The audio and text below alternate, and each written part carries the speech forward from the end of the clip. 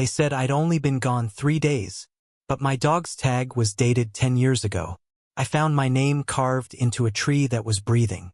And when I finally escaped, then I heard my own voice in the jungle, calling my dog. Something with my face whispered his name. And when he barked, something barked back. Tommy vanished. His collar showed up pinned to a wall. I followed the trail markers until they vanished. Trees all looked the same. Tommy barked once. That's when I knew I was lost. My GPS died. No signal. Just trees breathing slow. Tommy kept sniffing the air. He didn't wag his tail. He never does that. I laughed at first. I'll find the trail soon. Then the birds went silent. Tommy froze. His growl started deep and slow. Something moved in the trees. Not running, circling. Tommy pressed against me. His eyes were saying, "We need to leave. Now." I whispered, "Run." We bolted. Branches tore skin. I dropped my bag. Something heavy followed, just beyond the leaves. Found a hollow tree. We hid inside. I counted seconds. Then I heard it breathing behind us. Inside the same tree. I turned around. Nothing. Just claw marks inside the bark. And they weren't old. Tommy whimpered. We didn't sleep that night. Morning came with fog. The forest looked new. Or wrong. I found footprints. Human-sized. Barefoot. Circling where we slept. Tommy growled at a tree. I looked closer. My name, Evier, was carved into the bark. I've never been here before. Something whispered my name in my voice.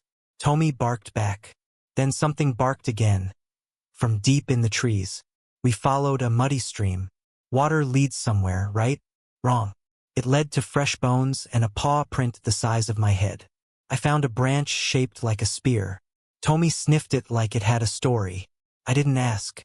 I didn't want to know. 13. Something screamed in the distance. Not human. Not animal. It screamed like it had lungs full of smoke and teeth made of regret. I tripped on something soft. Looked down, animal fur freshly ripped. No blood, just fur. Like something had peeled it. A pile of rocks shaped like a spiral caught my eye. In the center, my broken shoelace. The one I lost on day 1. I whispered, "How?" Tommy didn't answer.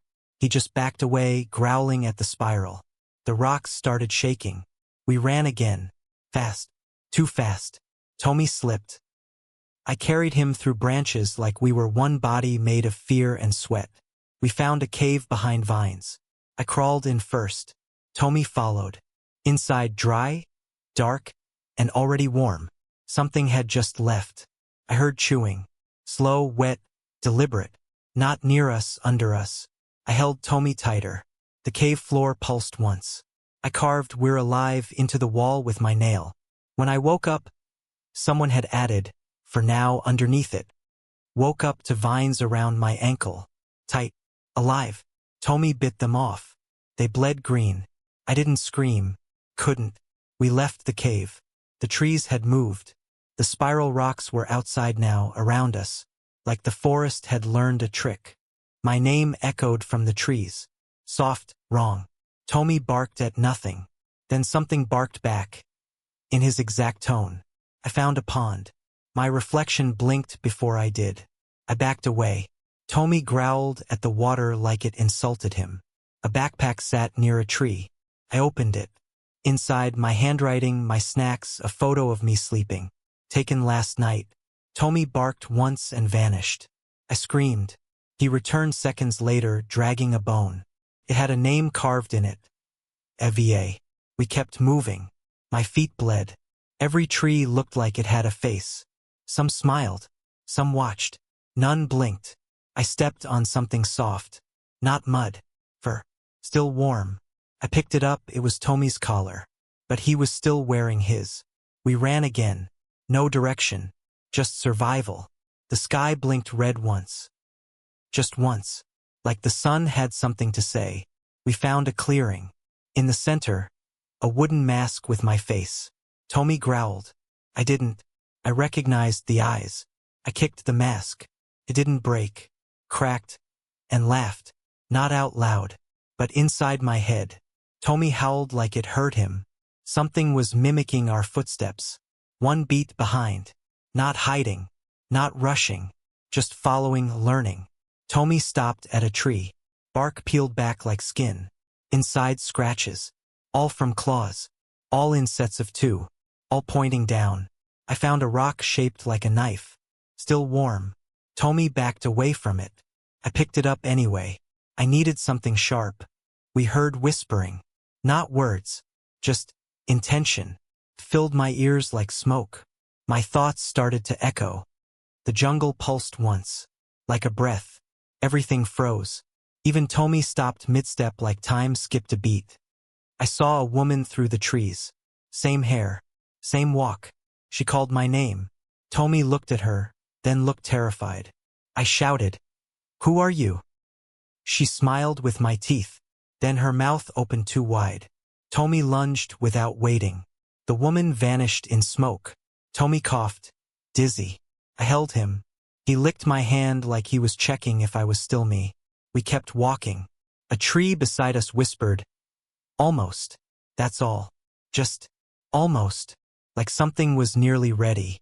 Tommy stopped dead. Ahead of us, bones. Arranged like arrows pointing into the dark. One had a ribbon I lost in middle school. The ground felt soft. Wrong soft. Like skin. I knelt down. The dirt was breathing. Tommy growled. I didn't want to know what was under. A low hum filled the air. Not bees. Not machines. Came from inside the trees. Tommy howled. The trees answered back. We passed a tree that had something dangling. It was me. A doll. Stuffed with fur. Eyes made of teeth. Labeled, "Try again." I shouted, "What do you want?" Silence. Then a whisper, "To finish." And the vines around me tightened slightly. We ran again. Tommy was limping. Carried him. Something watched from every side. Nothing moved, but everything saw. We reached a clearing. Same as before. Same trees. Same spiral. I carved an X into one. Walked. And found it again. A storm rolled in, but the sky stayed dry. Thunder without clouds. Lightning in the dirt. Tommy hid under my arm. I shouted into the trees, "Let us go!" The forest laughed. Not loud, but all around, like it was inside my mouth. Collapsed. Whispered, "Please." A voice replied softly, "Prove it." Then something sharp brushed my ankle gently. I stood up, bleeding, shaking, done being prey. Tommy growled beside me. I raised the stone blade. Whispered, "Try me." The ground split open. A shape crawled out, half face, half forest. It sniffed the air and smiled with bark for teeth. I threw the blade. It hissed. Tommy lunged.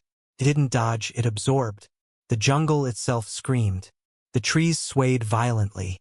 Not wind, anger. Leaves sliced my skin. Vines reached for my throat. I bit one. It bled. I shouted Tommy's name. He bit down on the shape's leg. It howled in my voice. I stabbed it with a stick. It laughed. Blood poured, not red. Black. Thick. It burned where it touched me. Tommy barked like it hurt his soul. The jungle stuttered. Froze. Like time flinched. The thing crumbled into ash and words. "You'll never leave you behind." We collapsed, panting. I looked at Tommy. His eyes were his again. No glow. No fear. Just tired, pure trust. We walked.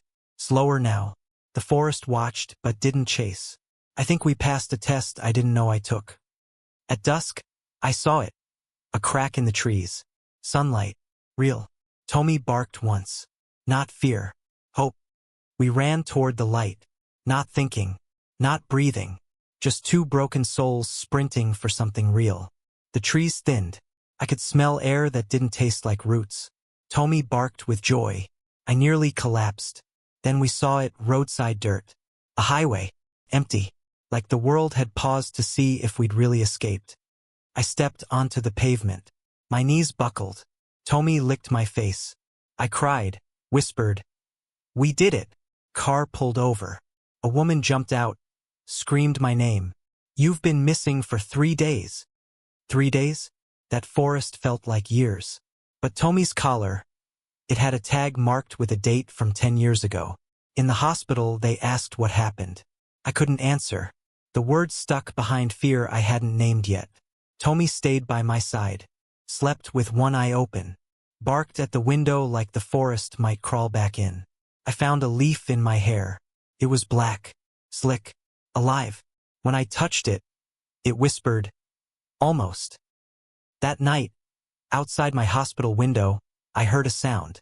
My voice, whispering, Tommy, sit. I stared out the window all night. Nothing moved, but I knew it was there, watching, waiting. Tommy wouldn't sleep. He growled at corners. His ears twitched when I blinked, like he thought I might change. I asked the nurse if she saw anything strange outside. She paused too long, then said, no one ever comes back from that forest. I had dreams of trees with faces, vines in my lungs. Every time I woke up, I checked my reflection just to be sure. One morning, my mirror blinked before I did. I smiled too wide. Tommy barked so hard he knocked it off the wall. They cleared me to leave.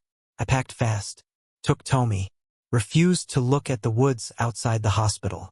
As we drove away, Tommy howled. I looked back. In the forest tree line, I saw me, smiling, waving. I asked, you saw that too, right? Tommy didn't bark. He licked my hand once, then laid down, eyes wide open. Back home, I sleep with the lights on. I lock every door. Still, sometimes, I hear her whisper my name. If you ever get lost in that jungle, don't yell for help. Don't say your name. That's how it finds you. That's how it becomes you.